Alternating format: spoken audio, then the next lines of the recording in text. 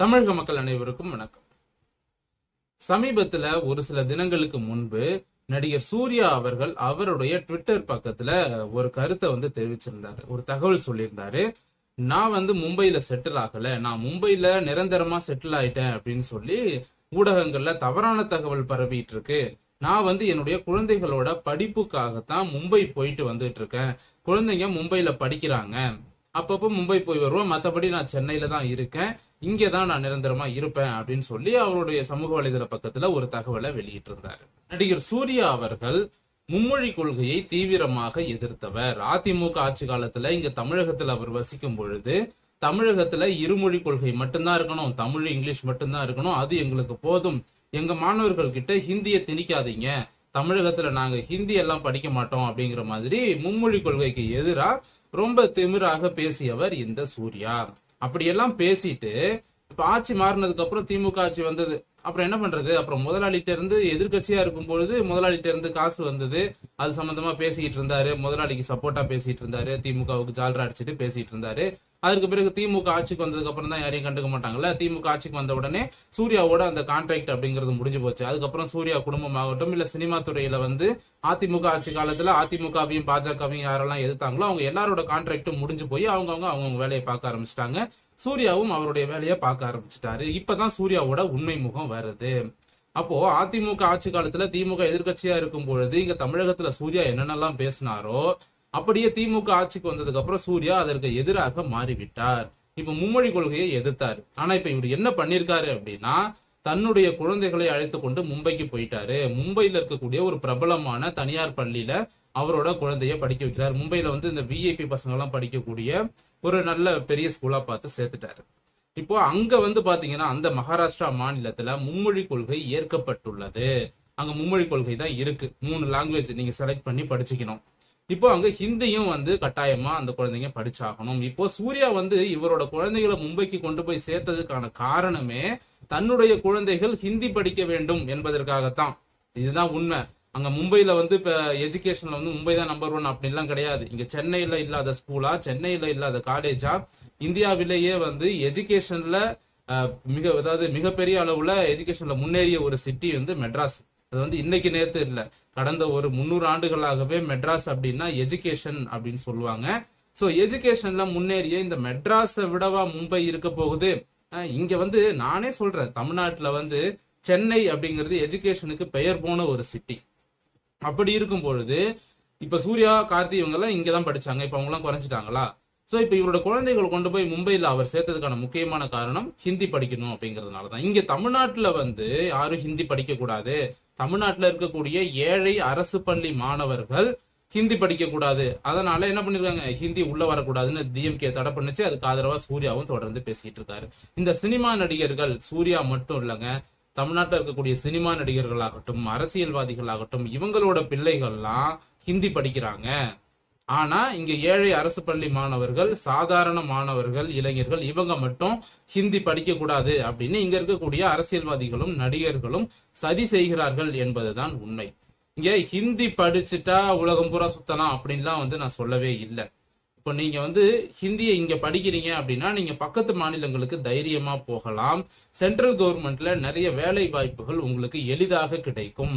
Railway துறையாகட்டும் இல்ல விமானம் சார்ந்த துறையாகட்டும் அல்லது வேறு எந்த மத்திய அரசாங்கம் சார்ந்த துறைகளாக இருந்தாலும் சரி உங்களுக்கு வேலை எளிதாக கிடைக்கும் நீங்க ஹிந்தி படிச்சீங்க அப்படின்னா. இப்ப கேரளாவுல பாத்தீங்கன்னா மலையாளம் இருக்கிறது, அங்க 10வது வரைக்கும் ஹிந்தி படிக்கணும். சோ 10வது வரைக்கும் பேசிக் ஹிந்தி எல்லாருமே படிச்சுட்டு தான் கேரளாவில வராங்க. அங்க என்ன மலையாளம் அழிஞ்சு போச்சா? இன்னைக்கு ரயில்வே துறையை எடுத்துக்கிட்டீங்க அப்படின்னா கேரளாவை சேர்ந்தவர்கள் அதிகமாக ரயில்வே துறையில இருப்பாங்க. விமானம் சார்ந்த துறையிலும் கேரளாவை சேர்ந்தவர்கள் இருப்பாங்க. இதுக்கெல்லாம் காரணம் அவங்க அந்த 10th வரைக்கும் படிச்ச அந்த பேசிக் ஹிந்தி, அது அவங்களுக்கு ரொம்ப யூஸ்ஃபுல்லா இருக்கு.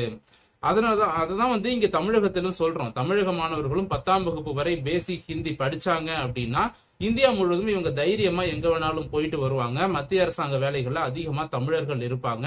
டெல்லிக்கு பார்லிமெண்ட்டுக்கு நம்ம எம்பி எல்லாம் இங்க தமிழ்நாட்டுல இருந்து போறாங்க. கருணாநிதி குடும்பத்தினரை தவிர மற்ற யாருக்கும் ஹிந்தி பேச தெரியாது, ஆங்கிலமும் பேச தெரியாது. கருணாநிதி குடும்பத்தில இருந்து தயாநிதி மாறனும் கனிமொழியும் இவங்க தான் பேசணும். அதை விட்டா டிஆர் பாலு இங்கிலீஷ்ல பேசுவாரு, அதை விட்டா ஆர் ஆசா. இவங்களை தவிர திமுக எம்பிக்கள் அமைச்சர்கள் யாருக்காவது இங்கிலீஷும் பேச தெரியுமா, ஹிந்தியும் பேச தெரியுமா? எதுவுமே தெரியாது. இவங்க அங்க போயிட்டு டெல்லியில உட்காந்து நல்லா தூங்கிட்டு கரிசோறு சாப்பிட்டு வந்துருவாங்க. இதுதான் தமிழகத்தில் இருக்கக்கூடிய எம்பிக்களோட நிலைமை. இப்படித்தான் இருந்தது. சோ இங்க தமிழகத்துல இருக்கக்கூடிய இந்த மக்களை வந்து ஒரு குறிப்பிட்ட வட்டத்துக்குள்ளேயே அடைச்சி வச்சிருக்காங்க இந்த திராவிட கட்சிகள். சோ இதற்கு ஆதரவாக இந்த மும்மொழி கொள்கைக்கு எதிராக பேசிக் கொண்டிருந்த இந்த சூர்யா தன்னோட குழந்தைங்க நல்லா படிக்கணுங்கிறதுக்காக மட்டும் மும்பையில போயிட்டு ஹிந்தி படிக்கணுங்கிறதுக்காக பெரிய ஸ்கூல்ல சேர்த்துட்டாரு. இதத்தான் வந்து நாம எதுக்குறோம் சூர்யா கிட்ட. சோ தமிழக மக்கள் புரிந்து கொள்ள வேண்டியது என்ன அப்படின்னா, இந்த சூர்யா சூர்யா அப்படின்னு பைத்தியம் மாதிரி ரசிகர்கள் கூட்டம் சுத்திக்கிட்டு இருக்காங்க. அது எல்லா நடிகர்களையும் சேர்த்துதான் சொல்றேன், நான் சூர்யாவை மட்டும் சொல்லல. முதல்ல இந்த நடிகர்களுக்கு ரசிகர்கள் அப்படின்னு சொல்லிட்டு பைத்தியம் மாதிரி பின்னாடி சுத்தாதீங்க. படம் பாருங்க, படம் பிடிச்சிருந்தா படத்தை கொண்டாடுங்க, நல்ல படமா இருந்தா பாராட்டுங்க, நல்லா நடிச்சிருந்தாங்கன்னா நடிகர் நடிகைகளை பாராட்டுங்க, தப்பே இல்ல. ஆனா அந்த நடிகர்கள் பின்னாடி அவங்கள தலைவரா ஏத்துக்கிட்டு நாய் மாதிரி பின்னாடியே போகாதீங்க. இது வந்து பாத்தீங்கன்னா உங்களோட வாழ்க்கையை அழிச்சிடும். இப்ப சூர்யா வந்து இங்க இருக்கக்கூடிய தன்னுடைய ரசிகர்கள் தன்னுடைய குழந்தைகளோட வாழ்க்கையை வந்து அழிச்சிட்டாரு. ஏன்னா தவறா பேசினாரு அவரு, தவறான விஷயங்களை அவரோட ரசிகர்களுக்கும் பொதுமக்களுக்கும் சொன்னாரு. இதனாலதான் நாம சூர்யாவை எதுக்குறோம். அது மட்டும் இல்லங்க, மும்பைல 300 கோடி ரூபாய் அளவிற்கு சூர்யா முதலீடு செய்திருக்கிறார். சம்பாதிக்கிறதெல்லாம் தமிழ்நாட்டுல, முதலீடு எல்லாம் மும்பைலியா? இதெல்லாம் அவரோட தனிப்பட்ட விஷயங்க, நீங்க ஏன் பேசுறீங்க அப்படின்னு நீங்க கேட்கலாம். அவர் தனிப்பட்ட வாழ்க்கை, அவர் தனிப்பட்ட முறையில அப்படியே இருந்தாருன்னா யாருக்கும் எந்த பிரச்சனையும் இல்ல. இப்ப தமிழ் சினிமால எத்தனையோ நடிகர்கள் இருக்காங்க, நான் எல்லாரும் பத்தியுமா பேசிக்கிட்டு இருக்கேன். ஏன்னா இங்க இந்த சூர்யா வந்து தமிழகத்துல தேவையில்லாம அரசியல் பேசிக்கிட்டு, தேவையில்லாம ரசிகர்களையும் பொதுமக்களையும் இளைஞர்களையும் பள்ளி குழந்தைகளையும் தவறான பாதைக்கு கூட்டி சென்றார். தவறான கருத்துக்களை கூறி அவங்களோட மனசுல நஞ்சை விதைத்தார் சூர்யா. அப்படியெல்லாம் வந்து தமிழ்நாட்டு மாணவர்கள் மத்தியில ஒரு நஞ்சை விதைச்சிட்டு அவங்களோட வாழ்க்கையை நாசமாக்கிட்டு, நீ மட்டும் உன்னோட குழந்தைகளை அழைச்சிட்டு போய் மும்பைல படிக்க வைக்கிற, ஹிந்தி படிக்க வைக்கிற, இதெல்லாம் வந்து எந்த விதத்துல நியாயம்? மும்மொழி கொள்கை உங்க குழந்தைங்க மட்டும் படிக்கலாமா? புதிய கல்விக் கொள்கையை எதிர்த்தாரு சூர்யா. இப்ப மும்பைல புதிய கல்விக் கொள்கை வந்து அமல்ல இருக்கு மகாராஷ்டிராவில. அந்த புதிய கல்விக் கொள்கையை சூர்யாவோட குழந்தைங்களும் படிப்பாங்க. சரி, ஓகே, இவ்வளவும் இருக்கு. இவ எல்லாத்தையும் தாண்டி முதலீடு சம்பாதிக்கிறது இங்க தமிழ்நாட்டுல. ஆனா 300 கோடி ரூபாய் அளவிற்கு முதலீடு அப்படிங்கிறது மும்பைல. சோ இப்ப இந்த 300 கோடி ரூபாய் அளவுக்கு முதலீடு செஞ்சு நல்லா சம்பாதிச்சிட்டு இருக்காரு சூர்யா. இப்போ சமீபத்துல ஒரு விழாவில் கலந்துக்கிறதுக்காக சென்னை வந்திருக்காரு. அங்க வந்தப்போ ஒரு முட்டாள் ரசிகன், ஒரு ஏமாளி ரசிகன், இளிச்சவாய் ரசிகன் அப்படின்னு வச்சுக்கோங்க.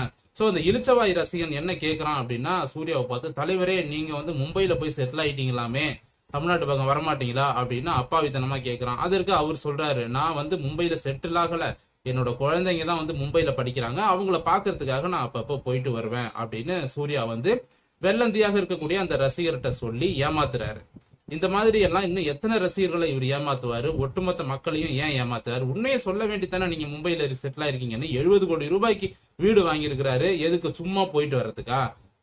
70 கோடி ரூபாய்க்கு வீடு வாங்கிட்டு யாராவது சும்மா போயிட்டு வர்றாங்களா? இங்க ஏற்கனவே சென்னையிலே 100 கோடி ரூபாய் மதிப்புல வீடு இருக்கு. அந்த வீட்டையும் விட்டுட்டு 10,000க்கு மும்பையில புது வீடு வாங்கியிருக்கிறாரு. மும்பையில இன்வெஸ்ட்மெண்ட். இப்போ ஹிந்தி படத்துல கமிட் ஆக போறாராம் சூர்யா. ஹிந்தி இயக்குனர்கள், முக்கியமான ஒரு நல்ல இயக்குனரா பார்த்து ஹிந்தி இயக்குனர்கள் கிட்ட ஒரு நல்ல கதையை கேட்டுட்டு இருக்காராம் சூர்யா. ஹிந்தி படத்துல நடிக்கணுமா? அதாவது பேன் இந்தியா ஹீரோவா சூர்யா மாறணும் அப்படிங்கிற ஆசை அவருக்கு வந்துருச்சு. அதாவது இப்ப ஜோதிகா தான் இது எல்லாத்துக்கும் காரணம் அப்படின்லாம் சொல்றாங்க. ஜோதிகாவை கல்யாணம் பண்றதுக்கு முன்னாடி வரைக்கும் தன்னோட சம்பாத்திய பணத்தை தமிழகத்திலே முதலீடு பண்ணிட்டு இருந்தாரு. இங்கேயே பிசினஸ் பண்ணிட்டு இங்கேயே சம்பாதிச்சிட்டு இருந்தாரு சூர்யா. ஜோதிகாவை கல்யாணம் பண்ணதுக்கு அப்புறம் அவரோட முதலீடு எல்லாம் மும்பை பக்கம் போயிடுச்சு. இப்ப ஜோதிகா வந்து அவருடைய குடும்பத்தை சார்ந்தவர்கள், ஹிந்தி சினிமா துறையில நெருக்கமானவங்க நிறைய பேர் இருக்காங்க இல்லையா? நக்மா மூலமாக ஹிந்தி சினிமா துறையில நல்ல நல்ல இயக்குநர்கள்ட்ட எல்லாம் வந்து கதை கேட்டுட்டு இருக்காராம் சூர்யா. சோ ஜோதிகாவோட ஆதரவோடு ஜோதிகாவின் கைப்பாவை பொம்மையாக மாறி இருக்கிறார் சூர்யா. அப்புறம் என்ன பண்றது, பொண்டாட்டி பேச்சை கேட்டுதான் ஆகணும். அப்ப அவங்க ராஜ்யம் தான் நடக்கும். சோ இப்ப ஜோதிகா தான் வந்து சூர்யாவை மும்பைக்கு அழைச்சிட்டு போனது, அங்க குழந்தைங்களை படிக்க வைக்கிறது, ஹிந்தி படத்துல சூர்யாவை நடிக்க வைக்கணும்னு நினைக்கிறது எல்லாமே ஜோதிகா தான். சோ ஜோதிகா என்ன சொல்றாங்களோ அதுதான் அந்த குடும்பத்துல நடந்துகிட்டு இருக்கு. இப்போ இங்க வந்து சிவகுமார் குடும்பத்துல வந்து பாத்தீங்கன்னா, சிவகுமார் தலையில கை வச்சுட்டு உட்காந்துருக்காரு. ஏன்டா ஜோதிகாவை கட்டி வச்சோம் அப்படின்னு முன்னாடியே யோசிச்சிருக்கணும். வேற வழி இல்லையே, என்ன பண்றது, காதலில் விழுந்து விட்டார் சூர்யா. போகக்கூடாத இடத்துக்கு போயிட்டாரு. இதுக்கப்புறம் சூர்யா தமிழ்நாட்டு பக்கம்லாம் வருவாரா அப்படிங்கிறது சந்தேகம் தான். அங்க இருந்துகிட்டே ஷூட்டிங் மட்டும் வந்துட்டு போவாருங்க, அவ்வளவுதான். நான் அந்த ரசிகர்களுக்கு நான் சொல்றேன், நீங்க வந்து இளிச்சவாய்த்தனமா, முட்டாள்தனமா, ரொம்ப அப்பாவித்தனமா இருக்கீங்க. உங்களுக்கு எல்லாம் நான் ஒண்ணு சொல்லிக்கிறேன், சூர்யாவாகட்டும், விஜய் ஆகட்டும், அஜித்குமார் ஆகட்டும், எந்த சினிமா நடிகருமே உங்களுக்கு ஒண்ணுன்னா யாரும் ஓடி வர போறது இல்ல. தயவு செஞ்சு இந்த சினிமா நடிகர்களை தலைவனாக மாற்றிக்கொண்டு அவங்க பின்னாடி நாய் மாதிரி சுத்தாதீங்க. நான் எல்லா நடிகரும் தான் சொல்றேன், ரஜினி கமல்னு எல்லாரையும் சேர்த்து தான் சொல்றேன். அவங்களுக்கு மரியாதை கொடுங்க, தப்பு கிடையாது. ஆனா இந்த மாதிரி பைத்தியம் மாதிரி பிஹேவ் பண்ணாதீங்க, ரசிகர்களுக்கு நான் சொல்லிக்கிறேன். ஏன்னா சமீபத்துல ஆந்திராவுல சூர்யா ரசிகர்கள் 2 பேர் இறந்து போயிட்டாங்க. எப்படி இறந்தாங்க அப்படின்னா, சூர்யாவோட கட் அவுட் வைக்க போயிருக்காங்க. சூர்யாவோட கட் அவுட் வைக்கும் போது மின்சாரம் தாக்கி இறந்து விட்டார்கள் 2 மாணவர்கள் ஆந்திராவில். அவங்க 2 பேருமே ஏழை மாணவர்கள், சரிங்களா? சோ இளைஞர்கள், ஏழை இளைஞர்கள், தினமும் வேலைக்கு போய் சம்பாதிக்கக்கூடிய ஏழை இளைஞர்கள். இப்ப அவங்க குடும்பத்துல, அந்த 2 பேரோட குடும்பத்துல யார் சம்பாதிப்பா? அந்த குடும்பத்தை யாரு பாத்துப்பா? சூர்யா அப்ப அப்படியே நேர்ல போயிட்டாரா? நேர்ல போய் மலர் வளையம் வச்சாரா? கிடையாது, ஒண்ணுமே பண்ணல. அவ்வளவுதான். அவர் சமூக வலைதளங்கள்ல தளத்துல இரங்கல் தெரிவிச்சாரா அப்படிங்கிறது கூட தெரியல. இது ஆந்திராவிலையும் இந்த மாதிரி தான். இப்ப தமிழ்நாட்டுல எப்படி முட்டாள் கூட்டம், ரசிகர்கள் கூட்டம் இருக்காங்களோ, அந்த மாதிரி ஆந்திராவில ரொம்ப மோசமா இருக்கு. அதனால தென்னிந்தியா முழுக்க, தமிழ்நாடு, ஆந்திரா, கேரளா, கர்நாடகா, இந்த தென்னிந்திய மாநிலங்கள்ல இந்த சினிமா பைத்தியம் பிடிச்சி நிறைய பேர் இருக்காங்க. சினிமாவை சாதாரணமா பாருங்கடான்னா பார்க்க மாட்டானுங்க. சினிமா பைத்தியம் பிடிச்சி முட்டாள்தனமா படம் பார்க்கல அப்படின்னா சூசைட் பண்ணிப்பாங்களாம். ஃபர்ஸ்ட் ஷோ கிடைக்கல, டிக்கெட் கிடைக்கலன்னா சூசைட் பண்ணிக்கிறானுங்க. அவங்களோட தலைவரை பார்க்கலன்னா சூசைட் பண்ணிக்கிறாங்க. படத்துல அவங்க தலைவரை கத்தி எடுத்து குத்திக்கிட்டா இவன் கத்தி எடுத்து இவன் கையை அறுத்துக்கிறான், கழுத்தை அறுத்துக்கிறான். இந்த மாதிரியான கேவலம்லாம் இங்க நம்ம சவுத் இந்தியாவில தான் நடக்கும். நார்த்ல அந்த அளவுக்கு கிடையாது. நார்த்ல எல்லாரும் படம் பார்ப்பாங்க, ஃபேன்ஸ் இருப்பாங்க, படம் மட்டும்தான் பார்ப்பாங்க. தேவையில்லாம இந்த மாதிரி தென்னிந்திய இளைஞர்கள் மாதிரி முட்டாள்தனமா வட இந்திய இளைஞர்கள் இருக்க மாட்டாங்க. இந்த விஷயத்துல வட இந்திய இளைஞர்கள் தெளிவா இருக்காங்க. இப்போ சூர்யா அவர்களை பத்தி நம்ம சொல்லியாச்சு. முதலிடம் மும்பைல போட்டுட்டாரு. அவரோட குழந்தைகளையும் ஹிந்தி படிக்கணும் அப்படிங்கிறதுக்காக மும்பைல போய் படிக்க வச்சுட்டாரு. ஆனா சூர்யா பேச்சை கேட்டுக்கிட்டு இங்க கை தட்டிக்கிட்டு விசில் அடிச்சுக்கிட்டு நாங்க மும்மொழி கொள்கையெல்லாம் படிக்க மாட்டோம், அதை எதிர்ப்போம், புதிய கல்விக் கொள்கையை எதிர்ப்போம் அப்படின்னு இங்க வீரவசனம் பேசின இந்த இளைஞர் கூட்டம் என்னாச்சு? இவங்க வாழ்க்கை தான் நாசமா போச்சு. அதனாலதான் சொல்றேன், இந்த சூர்யா மாதிரியான நடிகர்களின் பேச்சை கேட்காதீங்க தமிழக மக்களே என்பதை சொல்லிக்கொண்டு இந்த பதிவை முடித்துக் கொள்கிறேன். இந்த பதிவு பற்றிய உங்களுடைய கருத்துக்களை கமெண்ட் செக்ஷன்ல தாராளமா பதிவு செய்யலாம். மீண்டும் அடுத்த நல்ல பதிவோடு உங்களை சந்திக்கிறேன். நன்றி, வணக்கம்.